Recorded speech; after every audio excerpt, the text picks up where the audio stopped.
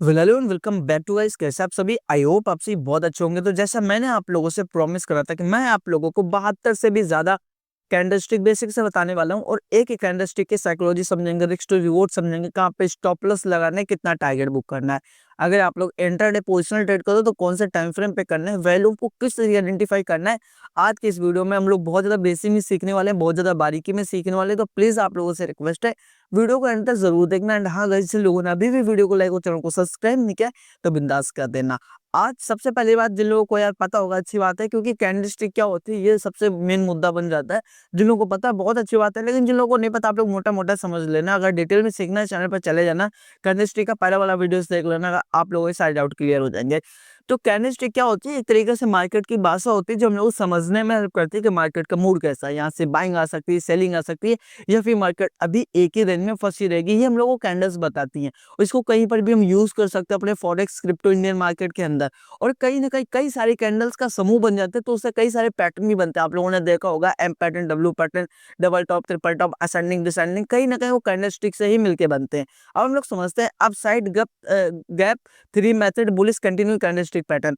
यहाँ पे आप लोग इस शब्द को देख पा रहे होंगे, बुलिश कंटिन्यू वर्ड किस वजह से यूज हुआ है। बुलिश का मतलब एक अप ट्रेंड, बुलिश का मतलब यही तो होता है भाई, एक अप ट्रेंड के बारे में बात हो रही है। कंटिन्यू का मतलब ये होता है कि भाई इस जो ट्रेंड है इसको और वो कंटिन्यू रखेगा। जहां पे तीन कैंडल्स, ये तीनों कैंडल्स हम लोगों को ये सिग्नल देंगे कि भाई ये वाला जो ट्रेंड है अभी और ज्यादा कंटिन्यू रहेगा। किस तरीके रहेगा, इन सब चीजों के बारे में डिटेल में बात करते हैं।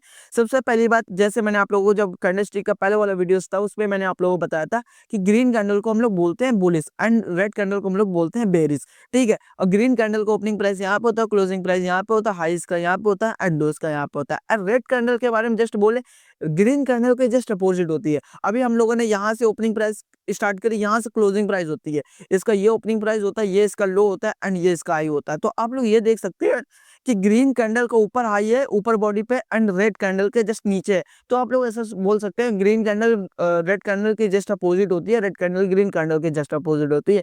ये होती है बिल्कुल बेसिक की बात। अब हम लोग मेन मुद्दे के बारे में बात करते हैं कि ये upside gap three method, bullish continue candlestick pattern किस तरीके काम करेगी, क्या क्या चीजें होंगी।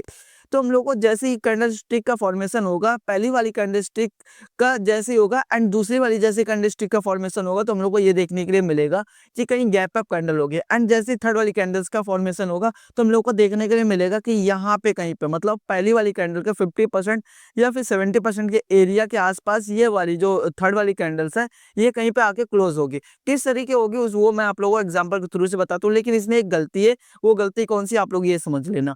इसमें आप लोगों को ये जो दो कैंडल्स देखने के लिए मिल रही वो कौन कौन सी कैंडल है उसके बारे में बात करते हैं। हम लोगों को जो दो कैंडल्स देखने के लिए मिल रहे वो है राइजिंग विंडो। राइजिंग विंडो क्या होती है इसके बारे में भी मैंने आप लोगों को डिटेल में बताया। चैनल पर चले जाना जहाँ पे राइजिंग विंडो किस तरीके काम करती है, क्या क्या चीजें होती है।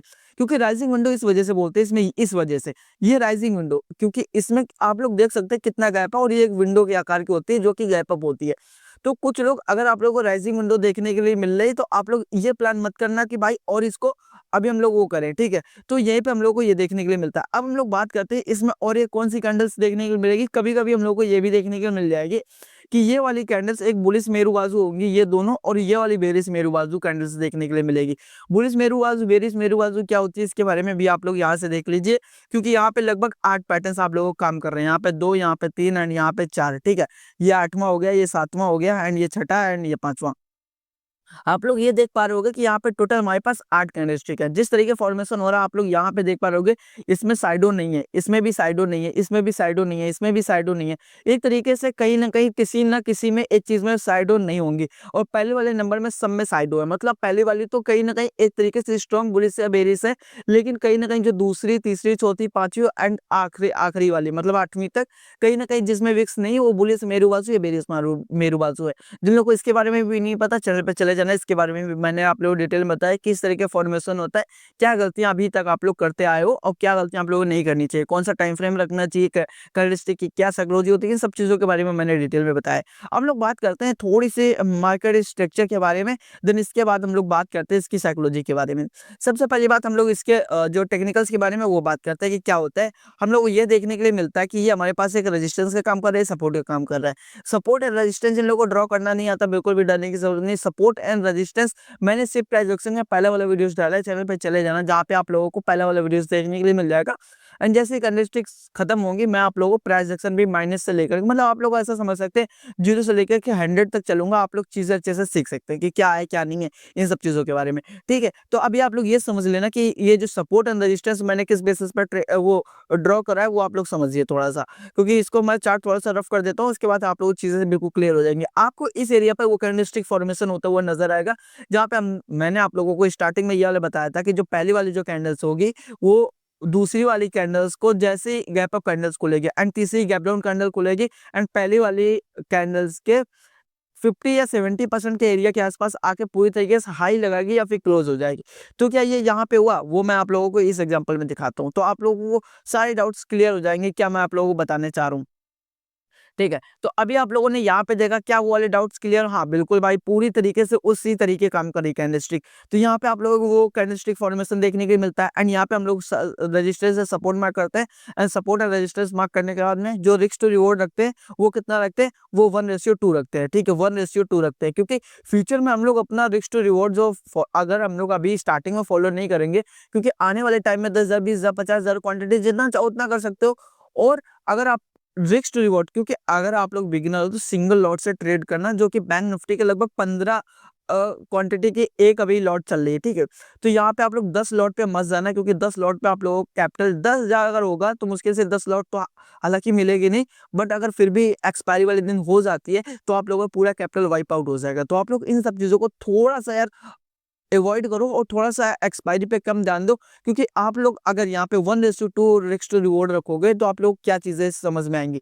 मैं आप लोगों को पहली चीज बता रहा हूँ, आप लोगों को जो इंट्राडे होगा, क्योंकि इंट्राडे पोजिशनल ट्रेडिंग के लिए आप लोगों को जो इंट्राडे के लिए जो टाइम फ्रेम यूज करना है 5 मिनट 15 मिनट 1 आवर यूज करना है। ठीक है, एंड पोजिशनल ट्रेडिंग के लिए रखना है 1 डे का और 1 वीक का आप लोगों को चार्ट रखना है। अगर आप लोग इंट्राडे चार्ट यूज करते होगे तो 5 मिनट का टाइम फ्रेम रखोगे, जहाँ पे आप लोगों को स्टॉप लॉस जो बनेगा, जो एसएल बनेगा वो कितना बनेगा, वो मुश्किल से 3 से 5 पॉइंट का बनेगा। ठीक है, आप लोग इतना समझ लेना। एंड पोजिशनल ट्रेडिंग के लिए जो बनेगा मुश्किल से 10 से 15 पॉइंट का बनेगा।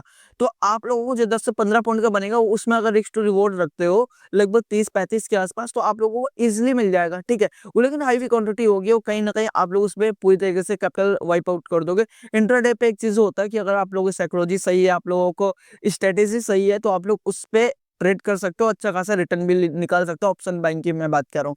ठीक है, लेकिन एक चीज मैं आप लोगों को बता रहा हूँ कि अगर आप लोग यहाँ पे 1:2 रखते हो, फ्यूचर में आप लोग 10,000 20,000 50,000 क्वांटिटी ले सकते हो जितना आप लोगों के पास कैपिटल होगा, लेकिन स्टार्टिंग में एक चीज ये होती है कि आप लोग 3% दिन का लॉस करोगे। मतलब आप लोगों को जो 5, मैंने आप लोगों को बताया 3 से 5 पॉइंट का जो स्टॉप लॉस बनेगा इंट्राडे के अंदर, तो वहां पे आप लोगों को 300 को लॉस होगा। और बैक टू बैक एक ट्रेड में अगर आप लोगों को 5 से 7 पॉइंट, मैंने आप लोगों को बताया 15 क्वांटिटी लगभग 75 अप्रोक्स 100 मान लो। ठीक है, 100 के आसपास 3 ट्रेड भी अगर आप लोगों को लूज जाती है, 3 ट्रेड भी लूज जाती है, तो आप लोग इतना कर सकते हो कि भाई कहीं ना कहीं अपने महीने भर में पूरा कैपिटल इजिली सेव कर सकते हो। लेकिन अगर आप लोग ये करते हो, जो गलती मैं आप लोगों को बताने वाला हूँ, कि अगर आप लोग 10,000 का जो कैपिटल होगा वो 10% के रिस्क पे लेते हो या फिर 20% के रिस्क पे लेते हो, तो 2 से 3 दिन के अंदर आप लोगों को पूरी तरीके से कैपिटल वाइप आउट हो जाएगा।